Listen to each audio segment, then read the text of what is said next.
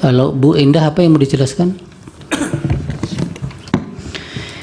Izin Yang Mulia, berawal pada tanggal 29 Januari 2024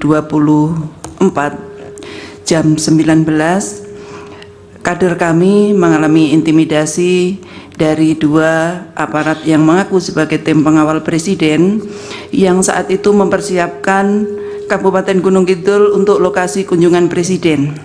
Sehingga karena dua kader kami yang kami tugaskan untuk memasang bendera di seluruh kabupaten diminta menurunkan bendera dan juga dilarang untuk mengibarkan bendera di area presiden akan melintas, maka kedua kader kami tersebut menolak. Karena menolak, maka dua aparat yang mengaku sebagai tim pengawal presiden tersebut minta bertemu dengan penanggung jawab dari Partai PDI Perjuangan. Maka diantarlah bertemu dengan saya, yang akhirnya terjadi dialog, diskusi dan negosiasi, yang kami di situ dipaksa untuk menurunkan bendera, dan dengan tegas kami menolak karena yang bersangkutan tidak bisa menunjukkan aturan bahwa presiden akan datang dan melintas. Kami diminta menurunkan bendera. Karena situasi malam itu sangat keras dan memanas, maka terjadilah deal bahwa di area lokasi presiden akan melakukan acara dan wilayah yang ini harus di mana, Ibu? Di Kecamatan Wonosari, Kelurahan Karangrejek, Kabupaten Gunung Kidul, Yang Mulia. Sehingga deal kami adalah jika di lokasi presiden akan hadir, kami sepakat tidak ada alat peraga kampanye. Tetapi di lokasi presiden mau melintas, terus terang kami menolak dengan tegas. Dan jika sampai di luar pengetahuan kami bendera diturunkan, kami sampaikan kepada beliau berdua bahwa kami akan mempertahankan sampai titik darah penghabisan. Selang 24 menit dari jam itu, kami mendapatkan pesan WA dari Pak Kapolres Gunung Kidul yang intinya sama, dan pesannya langsung saya screenshot karena saya takut segera terhapus, dan sudah kami kirimkan untuk nanti bisa dibantu ditayangkan. Intinya beliau meminta kebesaran hati saya sebagai Ketua DPC tentang pengibaran bendera. Ketua DPC apa, Ibu? Saya PDI Perjuangan, Yang Mulia. Kemudian saya jawab jam 8:03 kepada Pak Kapolres. Jawaban saya sama seperti di hadapan dua personel yang mengaku sebagai tim pengamanan presiden, bahwa kami menolak untuk menurunkan bendera. Dan kami sudah adu argumen di lapangan, dan dealnya bahwa di lokasi titik objek kami sepakat tidak ada bendera PDI Perjuangan. Tetapi di lokasi yang lain kami akan menjaga sampai pagi. Maka jam 9:30 sebagai Ketua DPC yang merangkap Komandan Satgas, saya perintahkan seluruh Satgas untuk malam itu bertemu dengan kami untuk rapat di rumah makan Layah Kembar, karena kami berpikir sebagai Ketua DPC saja saya diperlakukan seperti itu. Saya takutnya di luar sepengetahuan kami bendera nanti diturunkan, sehingga saat itu datanglah 150 Satgas dari 4 peleton Satgas yang kami miliki di Kabupaten Gunung Kidul, dan langsung kami beri arahan untuk menjaga bendera PDI Perjuangan sampai jam 6 pagi, Yang Mulia. Dan saya ikut serta patroli sampai dengan jam 5 pagi, karena saat itu kami menerima pesan WA dari Ketua BP Pemilu Pak Bambang Wuryanto jam 00:40 bahwa kami jam 8 diminta menjemput Ibu Puan di Bandara Jogja. Setelah itu kami perintahkan kepada seluruh Satgas, selama saya tidak ada di lapangan dan presiden hadir, untuk dipastikan bendera PDI Perjuangan tetap berkibar, dengan mereka ikut membaur di acara yang akan berlangsung dengan menggunakan pakaian sipil. Baik. Kemudian terakhir bagaimana akhirnya bendera itu? Sampai presiden sampai datang. Dengan pagi, Yang Mulia, bendera kita jaga aman.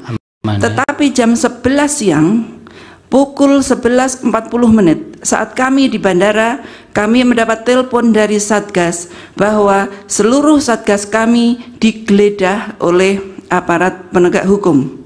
Saat itu saya menelpon Intel Polres, Yang Mulia, karena dalam pikiran saya yang malam itu WA saya adalah Pak Kapolres, saya mungkinkan yang melakukan dari Pak Kapolres. Saya tanya kepada Intel Polres, apakah saudara diperintah Kapolres untuk menggeledah satgas kami yang berkaos Ganjar?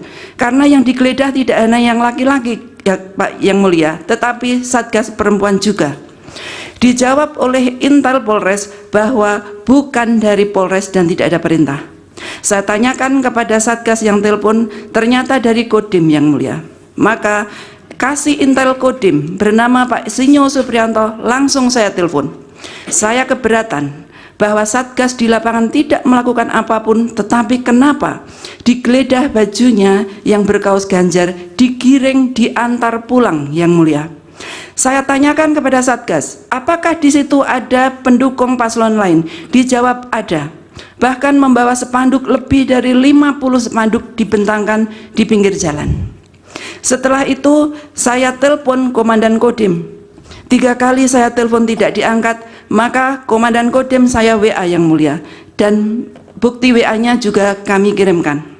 Di situ kami tegas, kami tersinggung, dan juga kami komplain kepada Komandan Kodim bahwa kenapa satgas harus digeledah. Katakanlah ada warga masyarakat atau relawan yang akan menyampaikan aspirasi, tetapi untuk tidak diberlakukan seperti itu karena ini negara demokrasi. Dan saya sampaikan kepada Komandan Kodim bahwa kita pastikan akan bertemu di lapangan seandainya kasih Intel Kodim tetap melakukan penggeledahan kepada satgas maupun relawan yang ada di lapangan. Selang beberapa menit, Komandan Kodim menjawab WA saya yang mulia bahwa beliau tidak berada di lapangan dan tidak mengetahui hal itu. Tetapi ya, oke, Ibu, yang ini yang berkaitan dengan penganiayaan bagaimana? Ya, setelah itu selang 15 menit kami dalam posisi perjalanan ke Gunung Kidul mendapatkan telepon bahwa ada relawan yang ditangkap dan dipukuli, kemudian dianiaya karena membentangkan spanduk pasangan 03. Saya tanyakan, apakah di situ tidak ada orang yang menolong yang mulia? Dijawab tidak ada yang berani menolong. Saya telepon Immanuel Aprianto Purnawijaya untuk menegosiasi. Immanuel adalah kader kami PAC Kecamatan Ponjong yang mulia. Kemudian Immanuel mencoba menegosiasi. Saya beri materi yang mulia. Katakanlah ada simpatisan yang dianggap bersalah atau membahayakan objek, tetapi tidak untuk dipukuli, dihakimi, karena ini negara Pancasila. Ini adalah negara hukum. Silahkan ditangkap tetapi tidak dianiaya. Tetapi negosiasi ini gagal dilakukan Immanuel. Bahkan Immanuel telepon bahwa dia diancam akan ditembak. Disitulah emosi saya bangkit yang mulia. Saya langsung meluncur kembali ke Kabupaten Gunung Kidul dan saya langsung datang ke lokasi sekitar pukul 13.03 dan anak itu masih ditahan.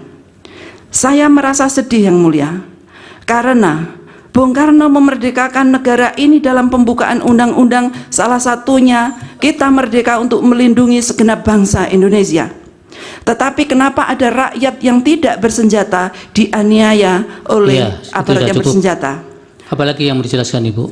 Akhirnya yang mulia, kami menegosiasi kepada 2 aparat yang melakukan penangkapan tersebut. Seandainya anak itu... Siapa itu aparat itu? Kami tidak tahu namanya, tetapi di saat kami datang, saya bertanya, Bapak siapa? Saya adalah ring pertama yang diminta untuk mengamankan presiden. Kenapa anak ini dipukuli? Beliau menjawab, videonya ada, nanti bisa kita saksikan yang mulia. Karena anak itu dianggap membahayakan objek yang mulia. Saya sampaikan, seandainya anak ini dianggap membahayakan objek, apakah harus dipukuli? Apakah harus dianiaya dan dipermalukan? Silahkan ditangkap, silahkan ditahan. Saya sampaikan begitu yang mulia. Baik, tidak usah diulang-ulang. Ini kejadiannya kapan Ibu yang...